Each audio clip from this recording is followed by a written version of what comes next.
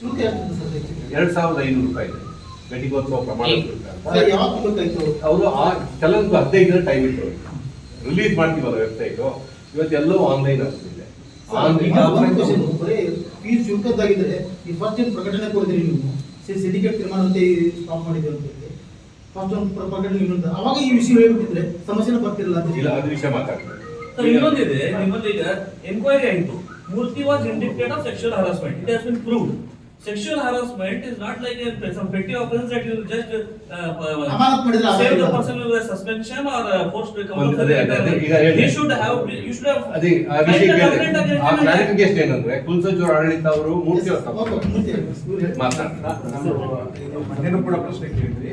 ನಮ್ಮ ಆಂತರಿಕ ಕಮಿಟಿಗೆ ಅದನ್ನ ಅವರಿಗೆ ವಿಚಾರಣೆಗೆ ಕೊಡಬೇಕು ಮತ್ತು ಇಫ್ ಕ್ಯಾಂಡಿಡೇಟ್ ಯಾಕಂದ್ರೆ ಇದರಲ್ಲಿ ನಾವು ಗೌಪ್ಯತೆಯನ್ನು ಕಾಪಾಡ್ಕೋಬೇಕಾಗ್ತದೆ ಮತ್ತು ಅಲ್ಲಿ ಮಹಿಳೆ ಮತ್ತು ಒಬ್ಬ ಇವ್ರ ಬಗ್ಗೆ ಅವ್ರದ್ದು ಅದು ಸತ್ಯಾಸತ್ಯತೆ ಗೊತ್ತಾಗೋರಿಗೆ ನಾವು ಇದರಲ್ಲಿ 100% ಗೌಪ್ಯತೆಯನ್ನು ಕಾಪಾಡ್ಕೊಂಡು ಬಂದಿದ್ದೀವಿ.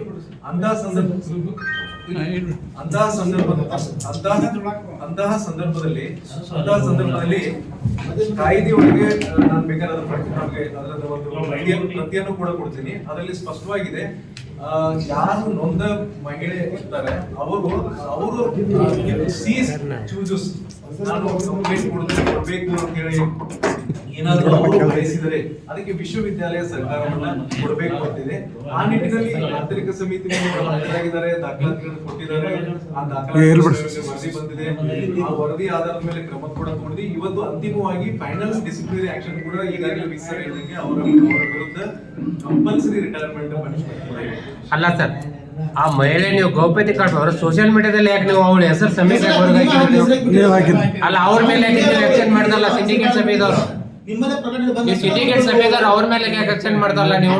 ಒಬ್ಬ ಮಹಿಳೆನ ಸಾಮಾಜಿಕ ಶಾಸ್ತ್ರ ಹರಾಜಾಕಿದಾರ ಅವರು ಲೈಂಗಿಕ ದೌರ್ಜನ್ಯ ಆಗಿದ್ದ ಮಹಿಳೆನ ಹೆಸರು ಪಬ್ಲಿಕ್ ಮಾಡಿದಾರ ಅವಕಾಶನೇ ಇಲ್ಲ. ಅದು ನೀವೇ ಹಾಕಿದ್ದು ಸೋಷಿಯಲ್ ಮೀಡಿಯಾದಲ್ಲಿ.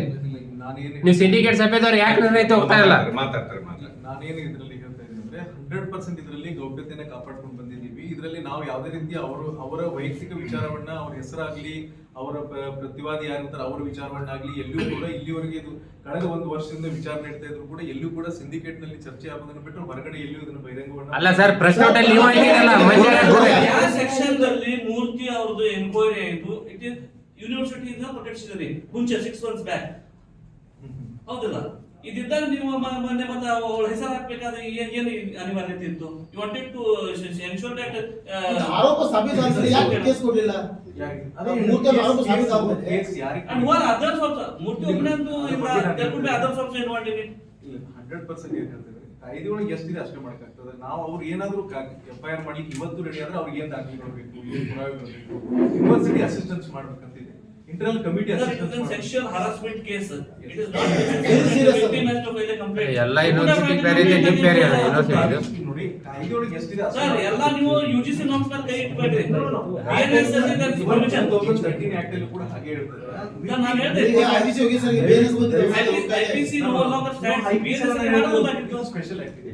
ಇನ್ಕ್ವೈರಿ ಅದೇನ್ ಕೊಡ್ತಾರೆ ಸ್ಪೆಷಲ್ ಆಕ್ಟ್ ಅದಕ್ಕೆ ಸಂಬಂಧಪಟ್ಟಂತೆ UGC ಇಂದನೂ ಕೂಡ ಮತ್ತೆ ಸ್ಪೆಷಲ್ ರೆಗ್ಯುಲೇಷನ್ ಇದೆ. ಇದು BNSS ಗೆ ಸಂಬಂಧ ಇಲ್ಲ. 2013 ಆಕ್ಟ್ ಅನ್ನು ಕೂಡ it is a special act and UGC 2015 ಕೂಡ ಇಸ್ ಅ ಸ್ಪೆಷಲ್ ರೆಗ್ಯುಲೇಷನ್. ಅದರಲ್ಲಿ ಸ್ಪಷ್ಟವಾಗಿ ಹೇಳ್ತಾರೆ victim has to pay. Sir, ಈಗ ಇದು ಬಹಳ ಗಂಭೀರ ವಿಷಯ. ನೀವು ಬರೀ ಸರ್ಟಿಫಿಕೇಟ್ ಅಂತ ಹೇಳ್ತಾ ಇದ್ದೀವಿ. Certificate is a small issue. Certificate ಕಾರಣದಿಂದ ಯಾರು ಆತ್ಮಹತ್ಯೆ ಮಾಡ್ಕೊಳ್ಳಲ್ಲ. ಅವಳು ಆತ್ಮಹತ್ಯೆಗೆ ಪ್ರಯತ್ನ ಮಾಡಿದಾಳೆ ಅಂತಂದ್ರೆ ಗಂಭೀರ ವಿಷಯನೇ ಇರ್ತದೆ. ಅವಳು ನೇರವಾಗಿ ಆರೋಪ ಮಾಡಿದ್ದಾಳೆ, ಜಾತಿ ಆಧಾರದ ಮೇಲೆ ತಾರತಮ್ಯ ಮಾಡಿದ್ದಾರೆ, ಏನಾದ್ರು ಟಾರ್ಚರ್ ಒಂದ್ಸಲ ಅಲ್ಲ ಮಾಡ್ಕೊಂತಾನೆ ಬಂದಿದ್ದಾರೆ ಅಂತ. ಅಷ್ಟೇ ಅಲ್ಲ, ಎಲ್ಲಾ ರೀತಿಯಿಂದನೂ ತಾರತಮ್ಯ ಆಗಿದೆ. ಮೆಂಟಲ್ ಟಾರ್ಚರ್ ಆಗಿದೆ, ಎಲ್ಲಾ ರೀತಿಯಿಂದನೂ ಟಾರ್ಚರ್ ಆಗಿದೆ. ಆಮೇಲೆ ನೀವು ಹೇಳಿದ್ರಲ್ಲ ಅದು ಯಾವುದು ಪಾಶ್ ಅಂತ, ಪಾಶ್ ಮಾಡಿದಾಗ ಅದಕ್ಕೊಂದು ರೂಲ್ಸ್ ಇರ್ತದೆ. ಎಷ್ಟು ದಿನದಲ್ಲಿ ಕಮಿಟಿ ಫಾರ್ಮ್ ಆಗಬೇಕು, ಎಷ್ಟು ದಿನ ಇನ್ವೆಸ್ಟಿಗೇಷನ್ ಆಗಬೇಕು, ರೆಕಮೆಂಡೇಶನ್ ಯಾವಾಗ ಆಗಬೇಕು, 2 ದಿನದಲ್ಲಿ ಆಕ್ಷನ್ ತಗೋಬೇಕು ಅಂತ. ಅಷ್ಟು ದಿನದಲ್ಲಿ ಆಗಿದೆ ಅದು. ಅದನ್ನ ಟೈಮ್ ನಿಯಮ ಪಾಲನೆ ಆಗಿದೆ ಅದು. ಖಂಡಿತವಾಗಿ ಅದನ್ನ ಯಾಕಂದ್ರೆ ಡಾಕ್ಯುಮೆಂಟ್ಸ್ ಅನ್ನ ಡಿಸ್ಕ್ಲೋಸ್ ಮಾಡ್ಲಿಕ್ಕೆ ಆಗೋದಿಲ್ಲ. ಬಟ್ ಏನಾಗಿದೆ ಅನ್ನೋದು ನಿಮ್ ಮುಂದೆ ಹೇಳಿಕ್ಕೆ ಬಯಸಬಹುದು. ಒಂದು ಏನಾಗಿದೆ ಅಂದ್ರೆ ಇದರಲ್ಲಿ ಅವರು ಮೊದಲಿಗೆ ಆರಂಭದಲ್ಲೇನೆ ನಮಗೆ ಅದ್ರ ಬಗ್ಗೆ ಯಾರೇ ಆಗಲಿ ಅವ್ರು ಯಾರೇ ನೊಂದವ್ರು ಯಾರಿದ್ರು ಅವ್ರು ನೇರವಾಗಿ ದೂರ ಏನು ಕೊಟ್ಟಿಲ್ಲ. ಅದು ಒಂದು ಇನ್ಸಿಡೆಂಟ್ ಅಲ್ಲಿ ಬಂದು ಅವರು ಓರಲಿ ಹೇಳಿದ್ಮೇಲೆ ನಾವೇ ಅವರಿಗೆ ವಿಶ್ವವಿದ್ಯಾಲಯದಿಂದ ಲಿಖಿತವಾಗಿ ಕೊಟ್ಟು ಅವ್ರ ಕಡೆಯಿಂದ ಇದ್ರ ಬಗ್ಗೆ ಕಂಪ್ಲೇಂಟ್ ಅನ್ನು ತಗೊಂಡ್ವಿ. ಆ ಕಂಪ್ಲೇಂಟ್ ಅನ್ನ ತಗೊಂಡ ಮೇಲೆ ಆಮೇಲೆ ಸಂಬಂಧಪಟ್ಟವ್ರಿಗೆ ಆ ನ್ಯಾಚುರಲ್ ಜಸ್ಟಿಸ್ ಪ್ರಕಾರ ಏನ್ ಮಾಡ್ಬೇಕಾಗುತ್ತೆ ಅವ್ರಿಗೊಂದು ಅವಕಾಶಕ್ಕಾಗಿ ಶೋಕಾಸ್ ನೋಟಿಸ್ ಅನ್ನು ಕೊಟ್ಟು ಈ ತರ ನಿಮ್ಗೆ ವಿರುದ್ಧ ದೂರಿದೆ ಅದಕ್ಕೆ ಉತ್ತರ ಕೊಡ್ರಿ ಅಂತ ಅವ್ರಿಗೆ ಉತ್ತರ ತಗೊಂಡ ಮೇಲೆ ಸಂಬಂಧಪಟ್ಟಂತ ಆ ಕಮಿಟಿಗೆ ನಾವು ಅದನ್ನ ಹ್ಯಾಂಡ್ ಓವರ್ ಮಾಡಿದ್ವಿ. ಕಮಿಟಿಗೆ ಸುಮಾರು 90 ಡೇಸ್ ವರೆಗೂ ಟೈಮ್ ಇದೆ. ಮತ್ತೆ ಅವರು ಅದನ್ನ ಕಂಟಿನ್ಯೂಸ್ 2-3 ಸರಿ ಹಿಯರಿಂಗ್ ಮಾಡಿದ್ರೆ ಅಂಡ್ ಕಮಿಟಿ ವರದಿ ಕೊಟ್ಟ 14/7/2025 ವರದಿ ಕೊಡ್ತದೆ. ನಾವು 21/7/2025 ಇಮಿಡಿಯೇಟ್ಲಿ ಅವ್ರನ್ನ ನಾವು ನಾವು ಏನ್ ಹೇಳೋದು ಅಂತಂದ್ರೆ ಇದು ಒಂದೇ ವಿಷಯ ಇದ್ರೆ ಸುಸೈಡ್ ಯಾರು ಅಟೆಂಪ್ಟ್ ಮಾಡಲ್ಲ. ಬ್ಯಾಕ್ಲಾಗ್ ಬಹಳ ಇದ್ದಾಗ ಎಲ್ಲ ಫ್ರಸ್ಟ್ರೇಟ್ ಆಗಿ ಆ ಅದೇ ಸೂಕ್ಷ್ಮತೆ ಮಾಡ್ಕೊಂಡಿದ್ದಾರೆ. ಕುಲಸಚಿವರ ಆಡಳಿತ ಒಂದು ಸೂಕ್ಷ್ಮತೆ ಹೇಳಿದ್ರು. ಇಲ್ಲಿರ್ತಕ್ಕಂಥ ದಾಖಲೆಗಳು ಮತ್ತೆ ಇವುಗಳನ್ನ ನಾವು ರಿವೀಲ್ ಮಾಡಕ್ಕೆ ಯಾಕಾಗಲ್ಲ ಅಂತಕ್ಕಂಥ ಮಾಹಿತಿಯನ್ನು ಯಾಕಂದ್ರೆ ಎಲ್ಲ ಕೊಡ್ಬೋದಿತ್ತು ಸರ್, ಎಲ್ಲ ದಾಖಲೆ ಒಂದ್ ಕಡೆ ಅವರು ಆಪಾದನೆ ಮಾಡ್ತಾ ಇದ್ರೆ ವಿಡ್ರಾ ಮಾಡಿದೀನಿ ಅಂತ ಹೇಳಿ ಏನು ಇವತ್ತು ಏನ್ ಹೇಳ್ತಾರೆ, ಒಂದ್ ಕಡೆ ನಾವು ವಿಡ್ರಾ ಆಪಾದನೆ ಮಾಡಿ ಹೀಗೆ ಮಾಡಿ ಅಂತ ಹೇಳ್ತಾರೆ, ವಿಡ್ರಾ ಮಾಡಿದೀನಿ ಮತ್ತೊಂದ್ಸರಿ ಹೇಳ್ತಾರೆ. ಇವಾಗ ಏನು ಮಾಡಬೇಡಿ ಅಂತ ಮತ್ತೆ ಹೇಳ್ತಾರೆ. ರಾಜ್ಯಪಾಲರಿಂದ ಇದಾಗಿ ಬಂತು ಕೊಡಬೇಕು ಅಂತ ಬಂತು, ಯಾಕೆ ಕೊಡ್ಲಿಲ್ಲ ಅಂತ ಕೊಟ್ಟಿದ್ದೀವಲ್ಲ. ಅಲ್ಲ, ಅವ್ರ ಬಗ್ಗೆ ಅವರು ತಮ್ಮ ಹೇಳಿ ಕುಲಸಚಿವರು ನಾವು ಕಾನ್ಸ್ಟಿಟ್ಯೂಷನ್ ಡೇಟ್ ಫಿಕ್ಸ್ ಆಗಿ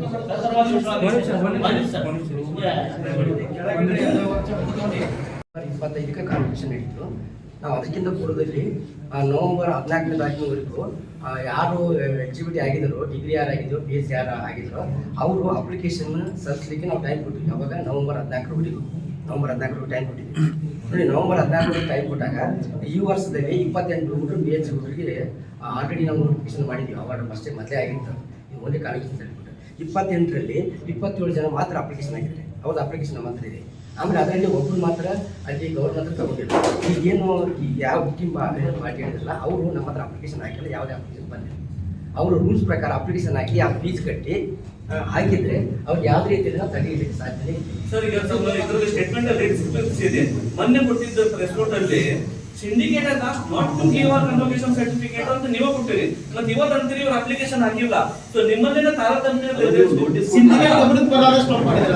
ಅಲ್ಲ ಸಿಂಡಿಕೇಟ್ ಅಲ್ಲ, ಮತ್ತೆ ಸಿಂಡಿಕೇಟ್ ಸಭೆಯಲ್ಲಿ ತಗೊಂಡ್ ತಪ್ಪ ಅದು ಕೊಟ್ಟಿದ್ದು ಬೇರೆ, ನೀವು ಹೇಳೋದೇ ಬೇರೆ ಇದೆ ಅಲ್ಲ ಸರ್. ಇದು ನೀವು ಹೇಳೋದು ಬೇರೆ, ಸ್ಪಷ್ಟೀಕರಣ ಕೊಟ್ಟಿದ್ದೇ ಬೇರೆ ಇದೆ, ಇಲ್ಲಿ ಹೇಳ್ತಾ ಇರೋದೇ ಬೇರೆ ಇದೆ. ಎಕ್ಸಾಮ್ ಸೆಕ್ಷನ್ ಅಲ್ಲಿ ಅವ್ರದ್ದು ಯಾವುದೇ ಅಪ್ಲಿಕೇಶನ್ ಬಂದಿಲ್ಲ, ಅವ್ರು ಯಾವುದೇ ಅಲ್ಲ ಸರ್, ಅಪ್ಲಿಕೇಶನ್ ಮೊನ್ನೆ ಕೊಟ್ಟಿದ್ದ ಪ್ರೆಸ್ ನೋಟ್ ಅಲ್ಲಿ syndicate has asked not to present a convocation certificate ಅಂತ ಕೊಟ್ಟಿರಿ. ಮೊನ್ನೆ ಕ್ಲಾರಿಫಿಕೇಶನ್ ಇದೆ ನಮ್ಮ ಹತ್ರ, ಅವ್ರು ಕಳಿಸಿದ್ದು. ಈ ಇದನ್ನ ಅವರೇ ಹೇಳಿದ್ದಾರೆ, ಹೇಳಿಕೆ ಒಳಗೆ ಹೇಳಿದ್ದಾರೆ sir. There is something wrong. There is some discrepancy in the university functioning. Otherwise, this case will not happen. There is something major wrong.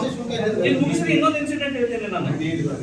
ಅಲ್ಲ ಸರ್, ಇನ್ನೊಂದು ಸರ್, ನೀವು ಕುಲಪತಿ ಅವ್ರ ಮೇಲೆ ಏನ್ ಆಕ್ಷನ್ ಮಾಡ್ತಾ ಇದ್ರಿ? ಹೆಸರು ಬರೆಯಂಗ್ ಪಡ್ತಿದ್ದಾರೋ ನಿಮ್ ಇವ್ರ ಕುಲಸಚಿವರ ಮೇಲೆ? ಹೇಳಿ, ಕುಲಸಚಿವರ ಮೇಲೆ ಅವ್ರ ಲೇಡೀಸ್ ಇದು ಹೆಸರು ಬರೆಯಂಗ್ ಪಡ್ತಿದ್ರು ಅವರು ಸೋಷಿಯಲ್ ಮೀಡಿಯಾದಲ್ಲಿ ಸ್ಪಷ್ಟೀಕರಣ ಹಾಕಿ. ಆಮೇಲೆ ಮತ್ತೆ ಡಿಲೀಟ್ ಮಾಡ್ತಾರೆ. ಮತ್ತೆ ಇಲ್ಲ, ಆಮೇಲೆ ವಾರ್ತಾಲೇಖೆ ಹಾಕಿರಿ ನೀವು. ಅದೇ ನಿಮ್ಗೆ ಅಧಿಕಾರ ಕೊಟ್ಟಾರೆ ಅವರು ಲೇಡೀಸ್ ಹೆಸರು ಇಲಾಖೆಗೆ ನಾವು ಅಧಿಕೃತವಾಗಿ ನೀವು ಕಳಿಸಿದ್ದೆ, ನಾವು ಸ್ಕ್ರೀನ್ ಶಾಟ್ ಹೊಡೆದು ಇಟ್ಕೊಂತೀವಿ ಇಲ್ಲಿ. ಇಲಾಖೆಗೆ ಸ್ಪಷ್ಟನೆ ಕೊಟ್ಟಿರೋದು ದಾಖಲೆ ಏನಂದ್ರೆ ಅಲ್ಲ ರೀ, ನೀವು ಸೋಷಿಯಲ್ ಮೀಡಿಯಲ್ಲಿ ಹಾಕಿದ್ದೆ ನಮ್ಮ ಹತ್ರ. ನಿಮಗೆ ಅಧಿಕಾರ ಯಾರು ಕೊಟ್ರು? ಆ ಮಹಿಳೆ ಹೆಸರು ಬರೆಯಂಗ್ ಬಿಡ್ತಾರೆ, ಅಧಿಕಾರ ಯಾರು ಕೊಟ್ರು? ಈಗ ನಿಮ್ಮ ಮನೆಯಲ್ಲಿ ಆಗಿದ್ರೆ ನೀವು ಹೆಸರು ಬರೆಯಂಗ್ ಬಿಟ್ಟು ಸುಮ್ ಕೊಟ್ಟಿರ್ತಿದ್ರ? Sexual attack victim or rape victim. ಗೋಪ್ಯತೆ ಕಾಪಾಡೋದು ಗೊತ್ತಿಲ್ಲ ನಿಮಗೆ? ಯೂನಿವರ್ಸಿಟಿ ಕಡೆಯಿಂದ ಇದೊಂದು ಬ್ಲಂಡರ್ ಆಗಿದೆ. So who has done it, ಅವ್ರ ಮೇಲೆ ಏನು ಆಕ್ಷನ್ ತಗೊಂಡ್ರು? ಅವ್ರ ಮೇಲೆ ಏನು ಆಕ್ಷನ್ ತಗೊಂಡ್ರಿ ಸರ್? ಈಗ ಕೇಳಿದಂಗೆ ಇದು ಗಂಭೀರ ವಿಷಯ. ಆ ಹೆಣ್ಮಗಳು ಸುಸೈಡ್ ಅಟೆಂಪ್ಟ್ ಮಾಡಿ ಬದುಕುಳಿದಾಳೆ ಮತ್ತೆ ಆರೋಪ ಮಾಡ್ತಾ ಇದ್ದಾರೆ. ಹೌದಾ? ಸತ್ತಿದ್ರೆ ಇಶ್ಯೂನೇ ಬೇರೆ ಆಗ್ತಿತ್ತು. ಈ ವಿಷಯ ಈ ಬರೀ ಸ್ಟೇಟ್ ಲೆವೆಲ್ ಆಗಿದೆ. ಏನಾದ್ರೂ ಡೆತ್ ಆಗಿದ್ರೆ ನ್ಯಾಷನಲ್ ಇಶ್ಯೂ ಆಗ್ತಿತ್ತು. ಏನಾದ್ರೂ ಬ್ಯಾಕ್ಲಾಗ್ ಇದ್ದೇ ಬೇಕಲ್ಲ. ಯಾರು ಸುಸೈಡ್ ಮಾಡ್ತಾರೆ,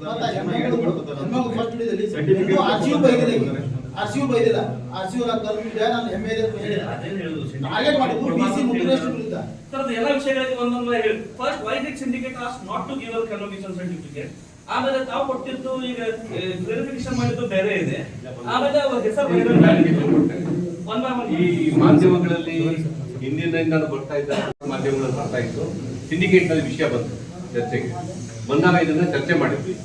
ಆದ್ರೆ ಚರ್ಚೆ ಮಧ್ಯನೂ ಕೂಡ ಅವ್ರಿಗೇನು ಪ್ರವೇಶ ಪರೀಕ್ಷಾ ಪ್ರಕ್ರಿಯೆ ಮುಗಿದಿದೆ, ಅದಕ್ಕೆ ವಿದ್ಯಾರ್ಥಿಯ ಒಂದು ಶೈಕ್ಷಣಿಕ ತೊಂದರೆ ಆಗಬಾರ್ದು, ಎಲಿಜಿಬಿಲಿಟಿ ಸರ್ಟಿಫಿಕೇಟ್ ಅವಾರ್ಡ್ ಎಲ್ಲ ಇಟ್ಕೊಂಡಿದ್ವಿ.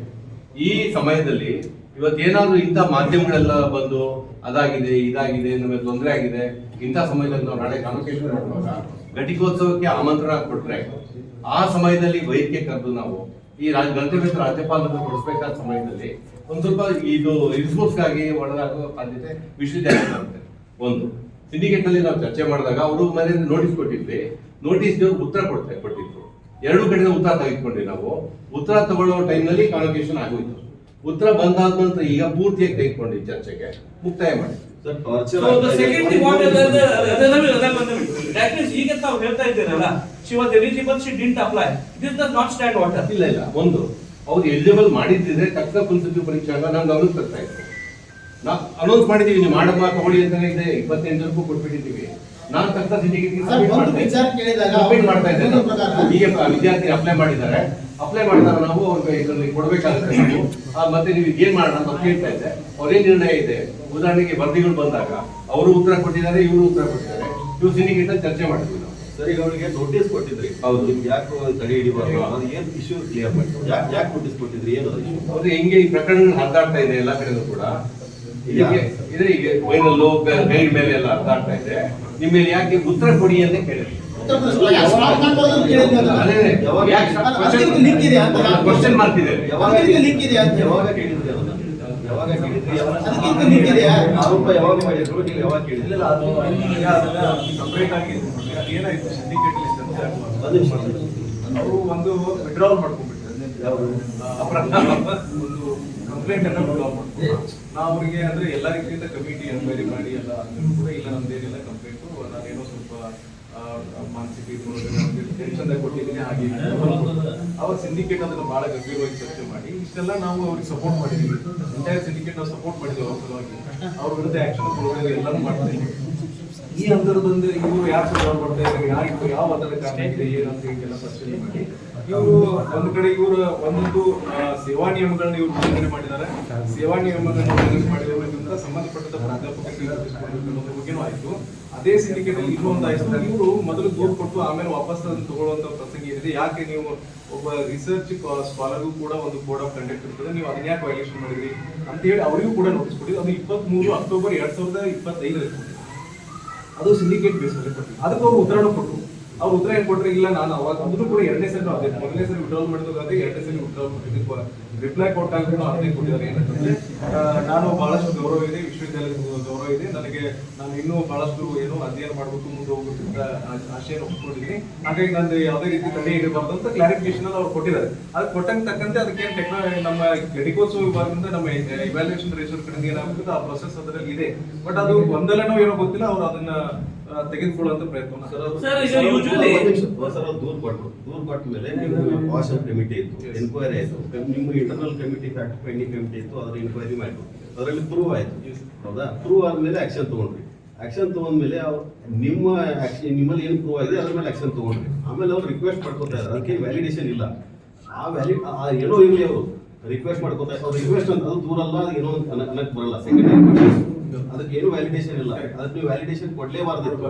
ಅದ್ರ ಮೇಲೆ ನೀವು ನೋಟಿಸ್ ಕೊಡ್ಲೇಬಾರ್ದಿತ್ತು. ಅದ್ರ ಮೇಲೆ ನೋಟಿಸ್ ಕೊಟ್ರೆ ನೀವು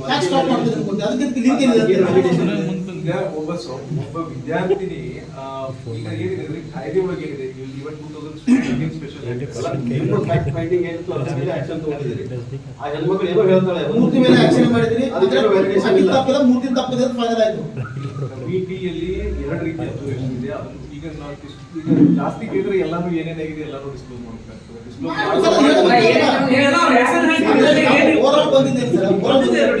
ನೀವು ವಿವಿಯವರು ಕೂಡ ಮೂರ್ತಿನ ರಕ್ಷಣೆ ಮಾಡ್ತಾ ಇದ್ದೀರಿ, ಈ ಮಹಿಳೆಗೆ ಅನ್ಯಾಯ ಮಾಡ್ತಾ ಇದ್ದೀರಿ. 100% ಯಾವುದೇ ಕಾರಣಕ್ಕೆ ಯಾರು ರಕ್ಷಣೆ ಸರ್, ನಿಮ್ಮಿಬ್ಬರ ವಿರುದ್ಧ ನೇರವಾಗಿ ಆರೋಪ ಮಾಡ್ತಾ ಇದ್ದಾರೆ, ಜಾತಿ ತಾರತಮ್ಯ ಮಾಡ್ತಾ ಇದ್ದಾರೆ, ಟಾರ್ಚರ್ ಕೊಡ್ತಾ ಇದ್ದಾರೆ, ಜಾಬ್ ಮಾಡ್ತಾ ಇದ್ದಾರೆ, ಅಲ್ಲಿ ಹರಾಸ್ಮೆಂಟ್ ಮಾಡ್ತಾ ಇದ್ದಾರೆ ಅಂತ ಹೇಳಿ ಅಲ್ಲಿಯೂ ಕೂಡ ಟಾರ್ಚರ್ ಮಾಡ್ತಾ ಇದ್ದೀರಿ ಅಂತ ಹೇಳಿದ್ದಾರೆ, ನೇರವಾಗಿ ಹೇಳಿದ್ದಾರೆ. ಪ್ರತಿಯೊಬ್ಬರ ಮೇಲೆ ಆರೋಪ ಇದ್ದೇ ಇರ್ತದೆ.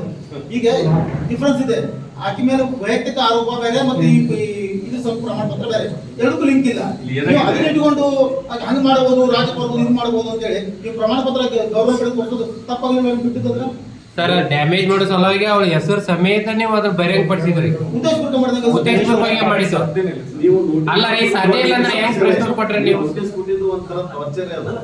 ನೋಟಿಸ್ ಕೊಟ್ಟದ್ದನ್ನ ಈಗ ನೋಟಿಸ್ ಅಂದ್ರೆ ನೀವು ಅವ್ರಿಗೆ ವಿವರಣೆ ಕೇಳಬೇಕು. ಅಲ್ಲ ರೀ ಸರ್ ಅದು ನಿಮ್ ಗೌಪ್ಯಕ ಅದು ಪಬ್ಲಿಕ್ ಪಡಿಸುವಂಗಿಲ್ಲ ಅದು. ನಾನು ವೈಯಕ್ತಿಕ ನಿರ್ಣಯ ಅಲ್ಲ, ಅದನ್ನ ಸ್ಪಷ್ಟಪಡಿಸ್ತಾ ಇದ್ದೀನಿ. ಇದು ಏನಾಗ್ತದೆ ಅಂತಂದ್ರೆ ಸಿಂಡಿಕೇಟ್ ನಮಗೆ ಯಾವ ಬಂತು? 100% 12/8/2025 ಸಿಂಡಿಕೇಟ್ ಅಲ್ಲಿ ಇದೆಲ್ಲ ಸಮಗ್ರವಾಗಿ ಚರ್ಚೆಗೆ ಬಂತು. ಸಿಂಡಿಕೇಟ್ ಸಮಗ್ರ ಚರ್ಚೆ ಒಳಗೇನೆ ನಿಮ್ಗೆ ಬೇಕಾದ್ರೆ ಸಿಂಡಿಕೇಟ್ ಪ್ರೊಸೀಡಿಂಗ್ಸ್ ವೆಬ್ಸೈಟ್ ಅಲ್ಲಿ ಇದೆ, ನಿಮ್ಗೆ ಅದನ್ನ ನಾನು ಶೇರ್ ಕೂಡ ಮಾಡ್ತೀನಿ. ಅದರಲ್ಲಿ ಪ್ರತಿಯೊಬ್ಬ ಸಿಂಡಿಕೇಟ್ ಸದಸ್ಯರು ಕೂಡ ಯಾರ್ಯಾರು ಏನೇನು ಅಭಿಪ್ರಾಯ ವ್ಯಕ್ತಪಡಿಸ್ತಾರೆ ಎಲ್ಲ ನೋಡ್ತಾರೆ. ಕೊನೆಗೆ ಅಂತಿಮವಾಗಿ ಏನು ಸಿಂಡಿಕೇಟ್ ನಿರ್ಣಯವನ್ನು ತೆಗೆದುಕೊಂಡಿದೆ ಅಂತಂದ್ರೆ ಇವರಿಗೆ ಒಂದು ಶಿಸ್ತು ಕ್ರಮದ ಪರವಾಗಿ ಇವರಿಗೆ ನೋಟಿಸ್ ಕೊಡ್ರಿ, ಅವರಿಗೆ ಎಕ್ಸ್ಪ್ಲನೇಷನ್ ಕೇಳ್ರಿ, ಯಾಕೆ ನೀವು ಮಾಡಿದಿರಿ ನೀವು ಅಂದ್ರೆ ಏನಾಗುತ್ತೆ. ನಾವು ಇಬ್ಬರು ಒಂದು ಜಸ್ಟಿಸ್ ಇದ್ರೊಳಗೆ ನೋಡ್ಬೇಕಾದ್ರೆ ಇವರಿಗೂ ನ್ಯಾಚುರಲ್ ಜಸ್ಟಿಸ್ ರಾಂಗ್ ಹೇಳ್ತಾ ಇದ್ದೀರಿ. ನೀವು ಎಕ್ಸ್ಪ್ಲನೇಷನ್ ಕೇಳಿಲ್ಲ, ನೀವು ಆಕ್ಷನ್ ನಾವು ಮಾಡಬಾರ್ದು ಏಕೆ ಅಂತ ಇದೆಯಲ್ಲ ಸರ್ಟಿಫಿಕೇಟ್ ವಿವರಣೆ ಕೊಡಿ ಅಂತ ಹೇಳಿದ್ದಾರೆ. ಏಕೆ ಅಂತ ಕೇಳಿ ಸ್ಪಷ್ಟೀಕರಣ ಅನ್ನೋ ಶಬ್ದ ಇದೆ ಸರ್. ಅಲ್ಲ, ಸ್ಪಷ್ಟೀಕರಣ ಹೌದು, ಇದೆ. ಸ್ಪಷ್ಟೀಕರಣ ಅಂದ್ರೆ ಅದೇ explanation. ಜೊತೆ ಒಂದು ಧಮಕಿನೂ ಇದೆ ಅದರಲ್ಲಿ. ಯಾಕೆ ತಡೆ ಹಿಡಿಬಾರ್ದು ಅಂತ ನಿಮ್ಮ ಸರ್ಟಿಫಿಕೇಟ್ ಹಿಡಿಯಬಾರದು ಏಕೆ ಅದಕ್ಕೆ ಅವ್ರು ಉತ್ತರ ಕೊಟ್ಟಿದ್ದಾರೆ. ಸರ್ ಈಗ ವ್ಯಕ್ತಿ ಹೆಸರು ಬಹಿರಂಗಗೊಳಿಸಿದ್ದಾರೆ registrar. So registrar is also violated. ಈಗ ಒಂದು ವಿಕ್ಟಿಮ್ ಹೆಸರನ್ನ ಕುಲಸಚಿವರು ಬಹಿರಂಗ ಮಾಡಿರೋದಕ್ಕಿಂತ ಮುಂಚೆ ತಮ್ಗೆಲ್ಲರಿಗೂ ಗೊತ್ತಿದೆ, ಕಳೆದ 1.5 ವರ್ಷದಿಂದ ಯಾರ ಹೆಸರು ಓಡಾಡ್ತಾ ಇದೆ, ಯಾರು ಕಾರಣ ಆಗಿದ್ದಾರೆ, ಇದು ಇಷ್ಟೊಂದು ಘಾಸಿ ಆಗ್ಲಿಕ್ಕೆ ಯಾರು ಕಾರಣ, ಮೂಲವಾಗಿ ಇಷ್ಟೊಂದು ದೊಡ್ಡ ಪ್ರಮಾಣದ ವಿದ್ಯಾರ್ಥಿಗಳು ಎಲ್ಲ ಸ್ಥಳದಲ್ಲೂ ರಾಣಿ ಚಾಮದ ಅಧ್ಯಯನ ಮಾಡ್ತಿದ್ದಾರೆ. ಇವರು ನನಗೆ ಅನ್ಯಾಯ ಆಗಿದೆ ಅಂತಾರೆ. ಅದೇ ತರ 4-5 ವಿದ್ಯಾರ್ಥಿಗಳು ಇದೇ ಗಡಿಗೋಸ್ಕರ ಪ್ರಮಾಣ ಪತ್ರ ತಗೊಂಡಿದ್ದಾರೆ. ನಾವು ಯಾರಿಗೂ ಕೂಡ ತಾರತಮ್ಯ ಮಾಡಿಲ್ಲ. ಇವತ್ತು 34,000 32,000 ಡಿಗ್ರಿ ಕೊಟ್ಟಾಗ ಅದ್ರ ಎಲ್ಲಾ ಮಕ್ಕಳು ಇದ್ದಾರೆ, ಯಾರಿಗೂ ಕೂಡ ಒಬ್ಬರಿಗೂ ನೋವಾಗದೆ ಒಬ್ಬರಿಗೆ ಆಗ್ತಾ ಇದೆ ಅಂದ್ರೆ ನಮ್ಮ ಸರ್ ಪ್ರಶ್ನೆ ಏನ್ ಬಂದಿರೋದು ಹೆಸರು ಬರೆಯಂಗ್ ಪಡಿಸೋದು ತಪ್ಪು ಸರಿನಾ? ಸಬ್ಮಿಷನ್ ಮತ್ತು ಡಾಕ್ಟರೇಟ್ ಅವಾರ್ಡ್ ಅಲ್ಲಿ what is the time frame? ಈಗ ಯಾರು ರಿಸರ್ಚ್ ಸ್ಕಾಲರ್ ಥೀಸಿಸ್ ಸಬ್ಮಿಟ್ ಮಾಡ್ತಾರೆ, ಸಬ್ಮಿಟ್ ಮಾಡಿದ ನಂತರ ಅದು ರಿವ್ಯೂ ಆಗಬೇಕು, ಆಮೇಲೆ ಡಿಗ್ರಿ ಅವಾರ್ಡ್ ಅದ್ರ ಬಗ್ಗೆ ವಾಟ್ ಇಸ್ ದ ಟೈಮ್? ಈಗ ಒಬ್ಬ ವಿದ್ಯಾರ್ಥಿ ತನ್ನ ಎಲ್ಲ ಪ್ರಕ್ರಿಯೆ ಮುಗಿಸಿ ಕೊನೆಯದಾಗಿ ಸಬ್ಮಿಟ್ ಮಾಡ್ತಾರೆ, ಡಾಕ್ಟರ್ ನಿಮಗೆ ಸಬ್ಮಿಟ್ ಮಾಡಿಬಿಟ್ಟು ಅವ್ರೇನ್ ಮಾಡ್ತಾರೆ, ಒಂದು ಪ್ಯಾನಲ್ ರೆಕಮೆಂಡ್ ಮಾಡಿ ಕಳಿಸಿರ್ತಾರೆ. ಆ ಪ್ಯಾನಲ್ ಕುಲಸಚಿವರ ಮೂಲಕ ಪರೀಕ್ಷಾದ ಮೂಲಕ ಕುಲಪತಿಗಳಿಗೆ ಬರುತ್ತೆ. ನಾನು ತಜ್ಞರ ಅಥವಾ ಪರಿಣಿತರ ಪರೀಕ್ಷಕರನ್ನ ಒಂದು ಬಾಹ್ಯ ರಾಜ್ಯ ಮತ್ತು ವಿಜಿನ್ ರಾಜ್ಯ ಇಬ್ಬರನ್ನ ಆಯ್ಕೆ ಮಾಡ್ಬೇಕಾಗುತ್ತೆ. ಇಬ್ಬರನ್ನ ರಿಸರ್ವ್ ಇಟ್ಟಿರ್ತೀವಿ. ಅದು ನಿಮ್ಮ ಹತ್ರ ಇದೆ, ಅದು ಅಲ್ಲ ಥೀಸಿಸ್ ಸೇಮ್ ಡೇ ಸಬ್ಮಿಟ್ ಆಗಿದೆ, everything and she has been appointed on the same day lecture. Same day submission ಆದ್ಮೇಲೆ ಹೆಂಗ ಮಾಡಾಕತ್ತಿ ರಿಪೋರ್ಟ್ ಬಂದ್ಮೇಲೆ ಮತ್ತೊಬ್ಬರು ಎಕ್ಸ್ಟರ್ನಲ್ ತೆಗಿಯೋಣ. ಅವಾಗ ನಾವು ಕುಲಪತಿಗಳಿಗೆ ಪುಟ ಮಾಡ್ತೀವಿ ಸರ್, ಯಾರು ಕರಿಬೇಕಾಗಲ್ಲ, ಅವ್ರು ಒಬ್ರು ಸಜೆಸ್ಟ್ ಮಾಡ್ತಾರೆ, ಅವ್ರಿಗೆ ನಾವು ಇನ್ಫಾರ್ಮ್ ಮಾಡಿ ಅವತ್ತು ಕೇಸ್ ತಗೊಂತಾರೆ. ಅವ್ರು ಯಾರು ಗೈಡ್ ಕೇಸ್ ಕೊಟ್ಟಿಲ್ಲ, ಆಮೇಲೆ ಡೀಟೇಲ್ ಕಳಿಸ್ಕೊಟ್ಟು ಪರೀಕ್ಷೆ ಯಾವಾಗಲೂ ಒಂದೇ ದಿನ ಕುಲಪತಿ ಅವರ ಸರ್ ಸರ್ ಅವ್ರ ಹೆಸರು ಬರೆಯಂಗ್ ಪಡಿಸಿದ ಮೇಲೆ ಆಕ್ಷನ್ ತಗೋತೀರಾ ಇಲ್ಲ ಅಂತ ನಾವು ಕೇಳಿದ್ವಿ. ಅವ್ರ ಹೆಸರು ಬರೆಯಂಗ್ ಪಡಿಸಿದಾರಲ್ಲ ತಪ್ಪಲ್ಲ ಅದು. ಸರ್ ಸರ್ ಒಂದ್ ನಿಮಿಷ. ಎಲ್ಲ ನನ್ನ ಪತ್ರಿಕಾ ಮಾಧ್ಯಮದ ಮಿತ್ರರಲ್ಲಿ ಒಂದು ಕೋರಿಕೆಯನ್ನ ಮಾಡಲಿಕ್ಕೆ ಪ್ರಾಧ್ಯಾಪಕ ಇದರಲ್ಲಿ 35-36 ವರ್ಷಗಳು 40 ಸಮಯದಲ್ಲಿ ಅಧ್ಯಾಪನ ಬೋಧನೆ ಮಾಡ್ತಾ ವಿದ್ಯಾರ್ಥಿಗಳ ಜೊತೆ ಇದ್ದಾಗ ಇಂತಹ ವಿಷಯಗಳು ಪ್ರಸಂಗಗಳು ಎಮರ್ಜ್ ಆದಾಗ, ಯಾವಾಗ ಧಕ್ಕೆ ಆಗುತ್ತೆ ಅಂದಾಗ ಕೆಲವು ಕಡೆ ಆತುರವಾಗಿರ್ತಕ್ಕಂಥ ತೀರ್ಮಾನಗಳಾಗುವಂತ ಸಾಧ್ಯತೆ ಇರುತ್ತೆ. ರಾಣಿ ಚೆನ್ನಮ್ಮ ವಿದ್ಯಾರ್ಥಿಯಲ್ಲಿ ಒಂದು ವಿದ್ಯಾರ್ಥಿನಿ ನಾನು ಮಾತಾಡ್ಬಿಟ್ಟಿದ್ದೀನಿ, ಇನ್ನೂ ಸಬ್ಮಿಷನ್ ಆಗಿಲ್ಲ, ಆ ಟೈಮಲ್ಲೇ ನ್ಯಾಯ ಬೇಕು ಅಂತ ಆಗ್ಲೇ ಸೋಷಿಯಲ್ ಮೀಡಿಯಾದಲ್ಲೆಲ್ಲ ಮಾತಾಡ್ತಾರೆ, ನಾನು ಇವರು ನನ್ನವರು ಅಂತ ಮಾತಾಡ್ತಿರ್ತಾರೆ. ಈ ಮಾತಾಡಿದ್ರೆ ಎಲ್ಲಾ ಕಡೆ ಗೊತ್ತಿದ್ದಾಗ್ಲೂ ಆ ಕ್ಷಣಕ್ಕೆ ಏನ್ ಹಿಂಗ್ ಆಗ್ತಾ ಇದೆಯಲ್ಲ ಅಂತ ಹೇಳ್ತಾರೆ. ಒಂದು